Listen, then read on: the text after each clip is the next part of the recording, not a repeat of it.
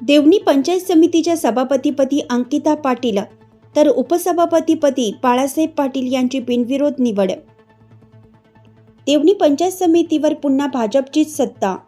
सोमवारी दिनांक 9 मार्च रोजी देवणी पंचायत समितीच्या सभागृहात ही निवड करण्यात आली। पंचायत समिती भाजपचे 4 तर राष्ट्रवादी व काँग्रेस यांचे 1 असे संख्याबळ आहे। देवणी पंचायत समिती सभापतीचे आरक्षण सर्वसाधारण सवर्गासाठी आरक्षित होते, मात्र भाजपने जातीय समीकरणाचा विचार करीत अनपेक्षितपणे अंकिता पाटील यांची सभापतीपदी बिनविरोध निवड करत धक्कातंत्राचा वापर केला। त्यामुळे अनेकांनी आश्चर्य व्यक्त केलं। सोमवारी सकाळी 10 ते 12 या अर्ज भरण्याच्या वेळेत भाजपकडून सभापती व उपसभापती पदासाठी प्रत्येकी 1 अर्ज दाखल झाल्याने दुपारी 2:30 वाजता ही निवड बिनविरोध झाल्याचं घोषित करण्यात आलं।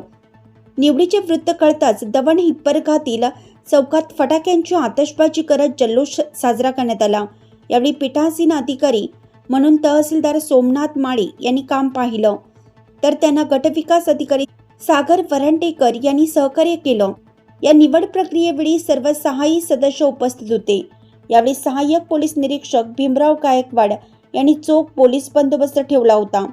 विस्तार न्यूज महाराष्ट्रासाठी संपादक अजित सौदागर।